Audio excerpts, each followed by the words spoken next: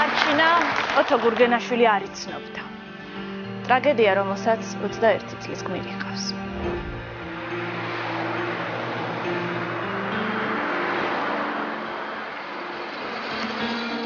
შემთხვევა ლეონიდის სკვერის მიმდებარე ტერიტორიაზე მოხდა. დაახლოებით ღამის 10 საათი იქნებოდა.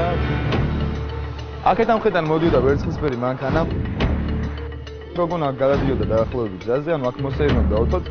და როცა დაინახა ეს მომენტი, ამ გოგონას ხელი კრა. ხოლს აერია მუხუჭის და გაზის ედლები და ამან გამოიწვია ეს ფატალური შედეგი.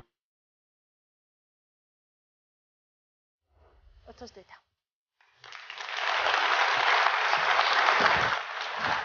ამაჭერა ხარ. ძალიან დიდი მადლობა რომ მოხდით. დაბჭანდით.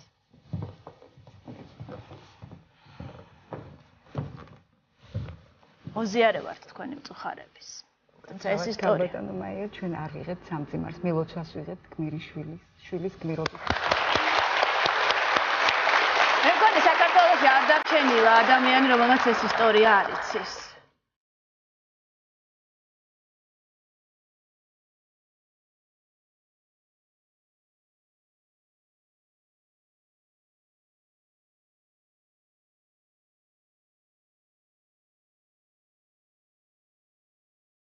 ასეთი ამბები ისტორიიდან ვიცით ჩვენ, რომ ადამიანმა საკუთარი სიცოცხლე გაწირა სხვისი, მისთვის უცნობი ადამიანის გადასარჩენად.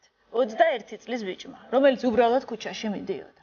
იმ ყველა ძალიან ტრაგიკული ამბის შემდეგ, რომელიც ჩვენ მოვისმინეთ, ალბათ ყველაზე სწორი იქნება ეს ამბავიც მოვყვეთ. ძალიან მძიმე, ძალიან ტრაგიკული, მაგრამ ასეთი ნათელი. და ქეთს ვიხრით თქვენს წინაშე, ნანა, იმისთვის რომ მოხვედით.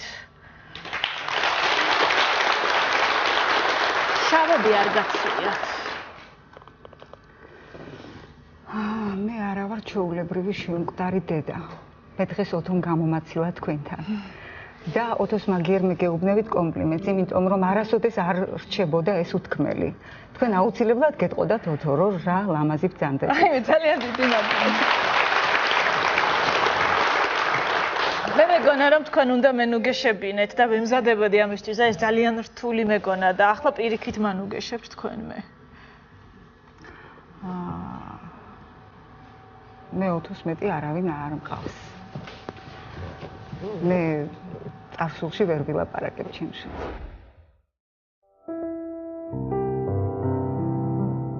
ეს გახლავთ ოთო გურგენიშვილის სახლი.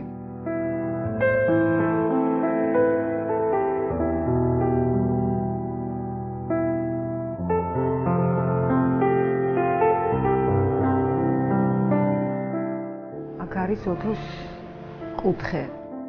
ბატონმა პრეზიდენტმა დააჯილდოვა ოთო სამოქალაქო თავდადებისათვის. ეს არის ორდერი და ეს არის სიგელი. ყოველ დილით უნდა ქონოდა გამზადებული ტანსაცმელი, ისე როგორც მას ეკადრებოდა. ეს მისი კუთხე არის საწერი მაგიდა, სადაც ლექსებს წერდა, სადაც მეცადინეობდა.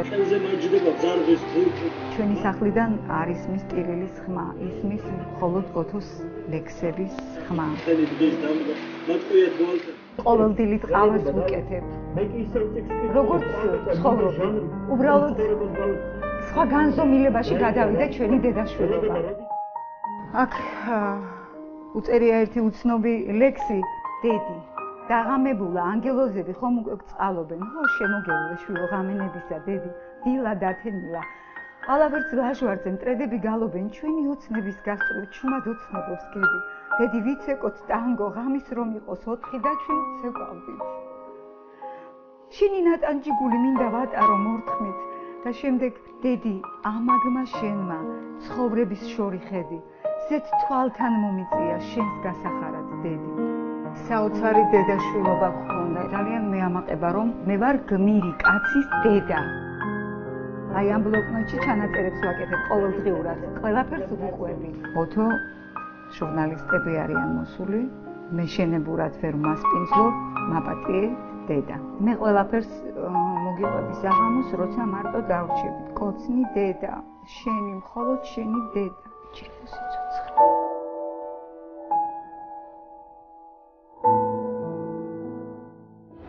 იმ დღეს რა მოხდა, რა იცით კალბატონო? იმ დღეს ჩვენ პატარა აფთიაქი გვაქვს. ოთომ გახსნა აფთიაქი. მე ფარმაცევტი გახლავართ და ეს ჩვენი ოჯახური პატარა აფთიაქია და მითხრა დედა შენ არ უნდა გყავდეს უფროსი. მე უნდა ვიყო შენი უფროსი და ოთო არის ჩემი დირექტორი. ღამის ცუა უნდა ყოფილიყავით და ჩვეულებრივად ყურადღებით. დამტოვა, მომიტანა ლობიანი, ნაყინი. ძალიან კარგი შვილი რომ მყავს, ყველა მიცის ალბათ ამას აღარ უნდა თქმა.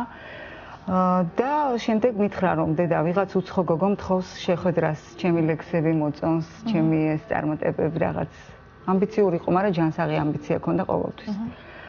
და არ ვიცი შევხვდები თუ არა, თუ ძალიან თხოვა შეიძლება შევხვდე. და მე არაფერი არ ვიცოდი დილის 6 საათამდე. მან გადაარჩინა ადამიანის სიცოცხლე. წავიდა პაემანზე? არა, პაემანზე არა, ეს იყო უფრო სერიოზული ურთიერთობები ქონდა და მეთანხმებიან მისი მეგობრები, ქალბატონები, მე ყველას ძალიან დიდ პატივს ვცემ. ოთო სერიოზული ურთიერთობები უყვარდა. ეს წავიდა თავის თაყვანისმცემელთან. პოეტიკაცი წავიდა. პოეტიკაცი წავიდა და მოხდა ეს, გადაარჩინა ადამიანის სიცოცხლე. როგორ მოხდა ეს? მოდიოდა მანქანა, რომელიც ოთო ძალიან ჭკვიანი იყო, ხო ცოტა სხვანაირად გამომდის ამბიციურად და მან გათვალა რომ მანქანა ისეთი სისწრაფით მოდიოდა რომ ხელს კრავდა. ფეხით იყვნენ ესენი? ესენი ფეხით კი. ხელს კრავდა და თვითონაც გადმოხტებოდა, მაგრამ როგორც იქ წერია ჩანაწერებში, მძღოლს აერია არ შემეშალოს ქართულად თქვა მუხრუჭი და გაზი ერთმანეთში. გმირის სტატუსი მიანიჭეს. ძალიან მალე თან. მე არ მინდოდა მაგ სიტყვის თქმა, ვერიდებოდა ქალბატონო მაია. ერთი რამ შეიძლება, არა. ოთო ყოველთვის ამბობდა, რომ როდესაც რესპონდენტებს უყურებდა თქვენთან მომავალს, როგორ შეიძლება რომ მაია ოთო ყოველთვის ამბობდა, რომ რესპონდენტი როდესაც თქვენთან მოდის, მით უმეტეს პირველად თქვენ უნდა მოგმართოთ ქალბატონო მაია და მე ოთო სურვილს ვასრულებ დიახ და თქვენ ხართ ქალბატონი მაია. მე არ მიყვარს უცე ასე მიზახია, მაგრამ ახლა ეს ოთოს სურვილი იყო. რა უცნაურია ახლა ჩვენი შეხვედრა? ძალიან. მე ვაპირებდი მოსვლას თქვენთან. ოღონდ მე უკვე როდისღაც უფრო ძალიან კარგად რომ ვიქნებით მე, მაგრამ იცით რა არის ძალიან საოცრება მოხდა მწუხარებამ და სიხარულმა ერთდროულად მოგვიკაკუნა კარებზე. რას გულისხმობთ ამაში? იმიტომ რომ მწუხარება არის ის რომ დედამს, რომელსაც ერთადერთი შვილი ყავს. შვილი, რომლის გარდა არავინ არ გააჩნია.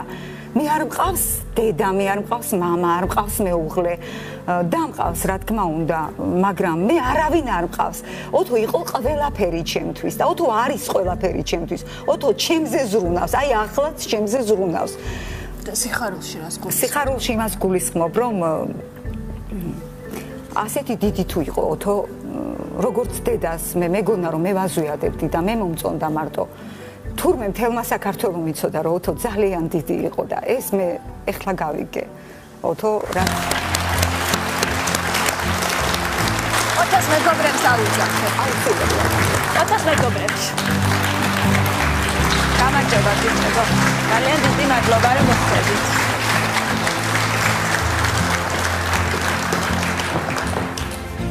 საქართველოში ცოტა დარჩა ადამიანი, ვინც ამ ფაქტის შესახებ არ გაიგო. იმდენი ცუდი ხდება ბოლო პერიოდში და იმდენ ცუდს ჩადიან ადამიანები, რომ ხანდახან რთული დასაჯერებელია, რომ ჩვენს ქალაქში ცხოვრობდა ბიჭი, რომელმაც საკუთარი სიცოცხლე სხვა გადაარჩია. ძალიან მაგარ ლექსებს წერდა. თქვენ თქვა ავტორი პოეტების საზოგადოებას მაგონებთ, ჩემი ბავშვობის. ეს არის საბედისწერო სკვერი, სადაც ხშირად ვიკრიბებოდით ხოლმე და არაერთხელ ვისაუბრია პოეზიაზე. დღესაც შევესწრებით ოთოს ერთი ლექსი გავისურვოთ და წავიკითხოთ. ვენეციაში რომ შეერნავდით, ჯანკო ბარონის ფუნჯით მოგხატე. ძლიერი მხატვრის პალიტრი ტუჩებს კოცონის ალი მოხადე. დალალ მერების მწველი არა, შენი ფეთქავი სულის კვალია. რომში ნაპოვნი გზნობა კი არა, შენი სიცოცხლე ჩემი ხალია. რომის ხედებით ხვდებოდით ღამით, ტუჩებს ლაჟვარდად გწოვდა პომადა. ტანგოს ვიცეკვეთ ფიქრებში წამით სვენას ჩამორჩა ტრფობის სონატა იტალიური მათმანი გეცვა კერდი მას მიწიერ შენი უჩები ამბორად მეცვა უშენო ჩაის ფილტვებს მიწიერ მე-13 თვის პოეტები ხართ მე-4 წევრის გარეშე. მოდი ვითომ ისიც აქ არის. არა, ვითომ არა, ჩვენ თავიდან ბოლომდე გააზრებული გვაქვს რამე თუ პოეტურ სამყაროში გარდაცვალება ჩვენთვის როგორ გითხრათ, ოთოს იმ პოზიტიურ მუხტს, რომელიც მან დაგვიტოვა, გძნობთ და განვიცდით და რა ვიცი. შეგმატა შეიძლება. შეგმატა იზალა და დიდი პასუხისგებლობა დაგვაკისრა. მაშინ თქვათ, ოთოც აქ არის და წამიკითხეთ თქვენი ლექსები. ოთო აქ არის, აუცილებლად. ძიმა. შეიძლება სულ სიტყვა დარჩეს. რა თქმა უნდა. დედაშვილის ბოლო დიალოგი თვალებით. ის როდის დაწერა? ადრე დაწერა 13 წელი უწევია მაშინ 2013 რამაც ძალიან გამაოცა. უშვილოდ დარჩენილი დედობის სურვილივით ცივსულს მithbunebda სხეული. ისე მომეფერა, ისე მიმიზიდა, სისხლი მომებჯინა ყევამდის. მე სულს მახველებდა, შენ კი სულ მივლიდი, ტანტკი მეცვა დედისეული, ღმერთზე უკეთესად აბავინიცის და მე შენს ცხოვრებაზე ცხველავდი. დედი, ვხედავ როგორ ცდილობ მე რამდენად, მაგრამ ვერ ახერხებ ვერაფერს. თავ დაუზოგავად იბრძვი დამალო და ვერ დაგიმალია სიმართლე.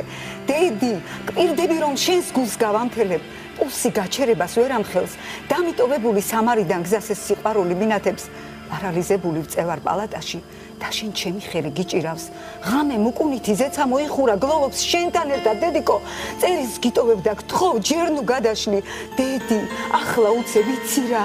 მინდა გადავაგდო სამჯერ სამიხურდა სამჯერ რომ დავბრუნდე დედიკო. ვერ დავიწყე საფლავს შეგვება. დედი შენი ნება და ლაღი თითების და ლაღი ხელმტევნების ბოლო მოფერების წამამდის. დედი, მე სხვა დედა არსად მეგულება, როგორც კუბო შიგნით შეღამდა, ისე დამიბნელდით გულის შეტევამდე სადა, შენ და აწდა მარადის.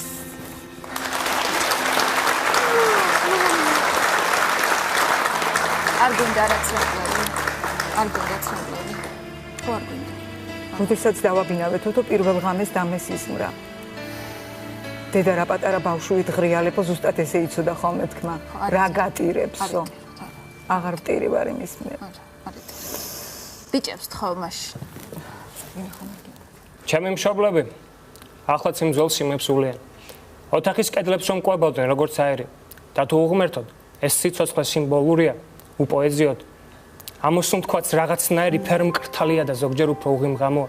ჩემი მშობლები დღეს წიგნებსაც ისეულიან რომ გალაქტიონ სარკმლებიდან უღიმის ღამე და თაწმინდაზეც მთვარეც მხოლოდ მისეულია. ჩემი მშობლები დღეს ჩოხებსაც ისეულიან როგორც წერსულის 40 დღე ჭირის უფალი და თუ სიკვდილის სიცოცხლეზე ღირსეულია, ასე ცხოვრების აღარ გრჩება მეტი უფლება. ჩემი მშობლები თუ უვლიდნენ უწინ ტერასებს, ახლა დგანან და შვილებივით სიმებს ულიან. და თუ უღმერთოდ სიცოცხლე უინტერესო, უპოეზიოდ ამოსულ თქვათ სიმბოლურია. სიმბოლურია ჩვენთვის ყოველი ამოსულა პოეზია.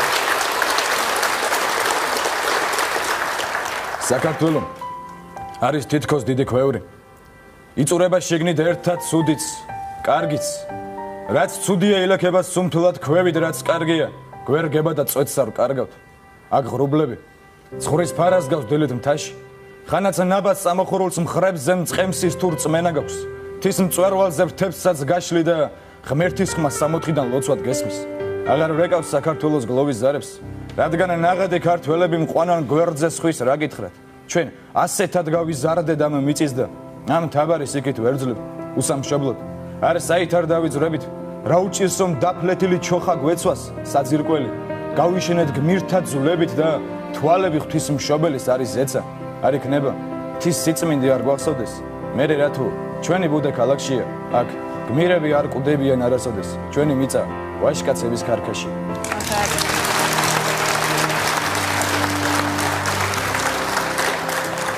ეს ლექსი ოთოს ხსოვნას მოუწონა მისი გარდაცვალების შემდეგ. თოვა მიწასველია ვერდებს, სადღაც შორიდან მოისმის ვერდი, ვითვლით ცხოვრების უბრალო გვერდებს და დაგვეკარგა თავარი გვერდი. თოვა ვერდებს მიწასველი, მოისმის ვერდი, სადღაც შორიდან გოგონა, ქუჩა, სატანჯველსელი შენ კი არჩევანს ეძებ ორიდან თოვა მიწასველია ვერდებს სადღაც შორიდან მოისმის ვერდი ჩამოეძინა სულ წამით ღმერთებს თამაშინ შენში იპოვნე ღმერთი ბრავო